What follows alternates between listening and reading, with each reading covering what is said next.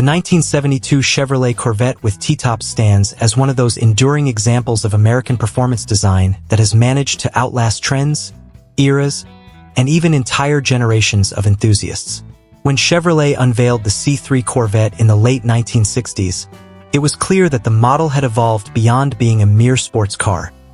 It had become a cultural statement, a symbol of the country's love for power, flair, and mechanical beauty.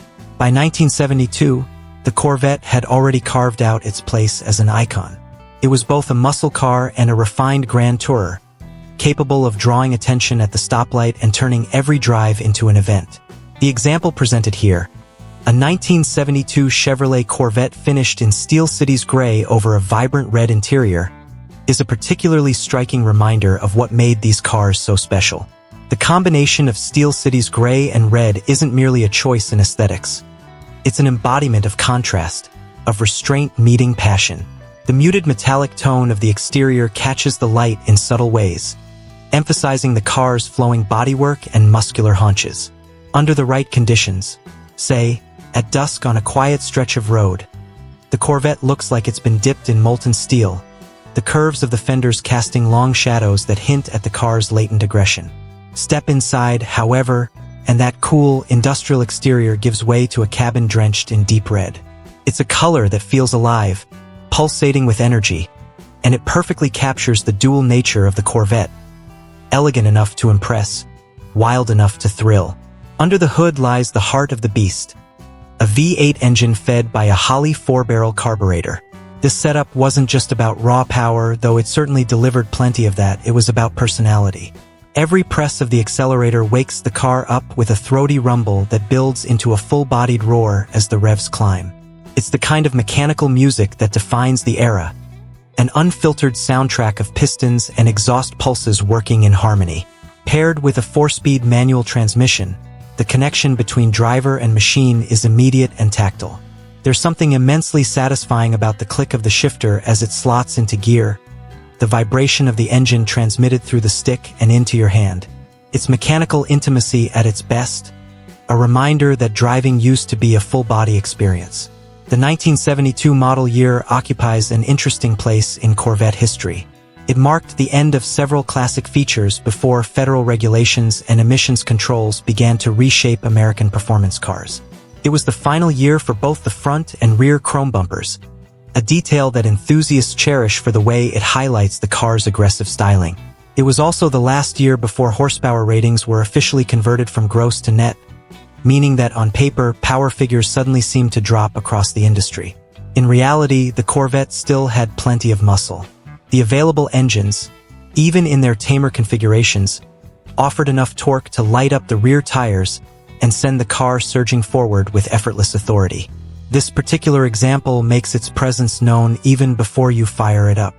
The L88 style hood and fender flares hint at performance pedigree, while the chin spoiler and side-exiting exhaust pipes add an unmistakable touch of racing inspiration. The V-shaped front bumper gives the car a purposeful, almost predatory stance, as if it's about to leap forward at any moment. At the rear, the split chromed bumper frames the iconic quadruple tail lights, perhaps one of the most recognizable design signatures in automotive history. Those 4 round lamps have become shorthand for Corvette performance, their glow signaling both speed and style. Mounted on American Racing Torq Thrust style wheels wrapped in BF Goodrich Radial T/A tires, the car sits perfectly on the line between aggression and refinement. Slide into the cabin and you're greeted by a driving environment that is both familiar and thrillingly analog. The bucket seats fold forward with a satisfying motion, the manual crank windows require a twist of the wrist, and even the padded armrest feels like it was designed with a sense of mechanical purpose. The outside mirrors are small but functional, the sun visors slim, the rear storage compartments modest yet practical. It's a cabin designed not for digital convenience but for engagement. Every switch, lever, and dial feels like a piece of machinery, an extension of the driver's will. The red vinyl wraps around the cockpit in a way that makes you feel cocooned, connected directly to the car's pulse. Of course, the T-tops are one of the Corvette's most beloved features. They strike the perfect balance between the freedom of a convertible and the rigidity of a coupe. On a bright afternoon, Removing those panels transforms the driving experience completely. The wind rushes in, the sound of the V8 grows richer, and suddenly you're reminded why people fell in love with this car in the first place. There's something magical about watching the world blur by through the open roof, sunlight glinting off the hood, the exhaust note echoing off the landscape. It's a sensory overload in the best possible way, a fusion of sight, sound, and motion that no modern car can quite replicate. Driving a 1972 Corvette today isn't just about performance metrics or lap times. It's about connection to the machine, to the road, and to an era when cars were built to evoke emotion. The steering, though heavier than what most modern drivers are used to, communicates every nuance of the pavement. You feel the tires bite into the asphalt as you turn in, the suspension settling as the chassis finds its rhythm through a curve. There's a confidence in the way the car moves, a sense that it's alive and aware of your inputs. And yet, there's also a degree of respect it demands. The Corvette rewards precision and punishes carelessness. That's part of the appeal. It keeps you honest, keeps you engaged. The side exit exhaust system contributes not only to the car's aggressive appearance, but also to its auditory personality. It's not subtle. It's a bold statement that announces your arrival before you even come into view. The exhaust note is deep and authoritative, a resonant burble that transforms into a bellow when you put your foot down. It's mechanical theater, the kind of visceral experience that modern cars, with their sound insulation and electronic filters, simply can't match. Combined with the carbureted V8, it creates an orchestra of internal combustion that makes every drive feel special. The Holley 4-barrel carburetor deserves special mention, as it plays a vital role in shaping the Corvette's character. Tuned correctly, it delivers crisp throttle response and a surge of power that feels organic and immediate. You can sense the engine's eagerness, the way it gulps in air and fuel, translating those inputs into pure acceleration. It's a reminder of a time when driving demanded understanding, when knowing how to listen to your car, how to feel what it needed, was part of the experience. Maintaining that carburetor isn't just a chore. It's a ritual, one that connects the owner to the machine in a tangible, almost spiritual way. Mechanically, this Corvette is sound, which is a crucial point for anyone looking to actually drive and enjoy their classic rather than keeping it hidden away. Too often, cars like these are relegated to museum pieces or trailer queens, admired but never exercised. That's not what the Corvette was built for. It was built to move, to stretch its legs on an open highway, to feel the rush of wind through its T-tops, to roar past onlookers who can't help but turn their heads. A well-maintained example like this one is a testament to what proper care and appreciation can preserve. It's a living piece of automotive history that still performs as it was intended to. One of the most charming aspects of the 1972 Corvette is how it bridges two worlds. It carries the raw, muscular energy of the 1960s performance era but begins to show hints of the refinement that would define the later C3 models.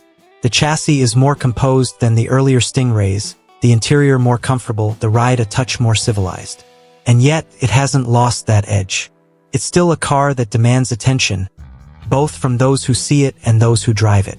Whether parked at a local car meet or cruising down a coastal highway, it radiates presence.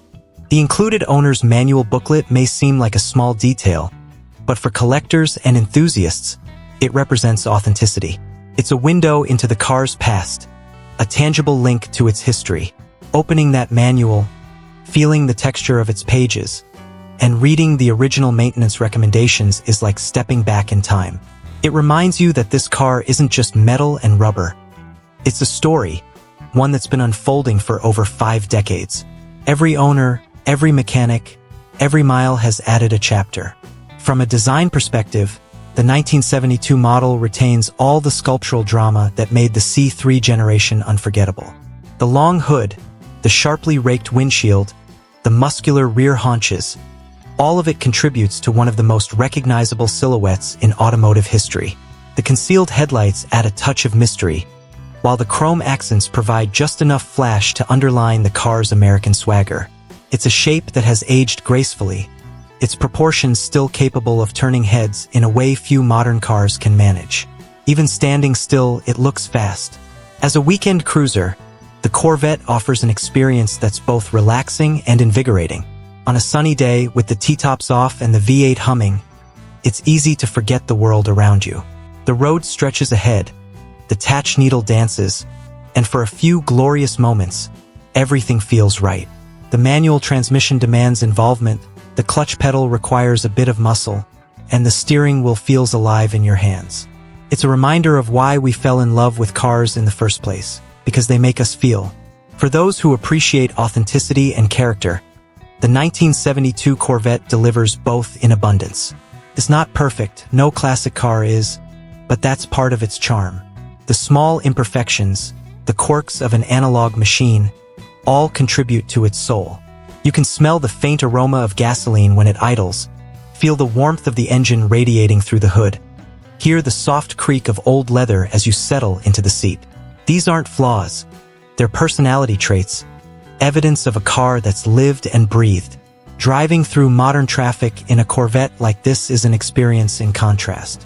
Surrounded by silent hybrids and autonomous crossovers, the sound and sensation of this car feel almost rebellious. It's a rolling statement against the sterile efficiency of modern transportation. Where today's vehicles prioritize isolation and convenience, the 72 Corvette invites you in, makes you a part of the process. You feel every vibration, hear every sound, and in doing so, you form a bond that no touchscreen or drive mode selector can replicate. Collectors know that 1972 represents a transitional year, a moment in time when the Corvette was evolving but still very much tied to its performance roots. That makes this model particularly desirable, especially in well-preserved or tastefully enhanced form.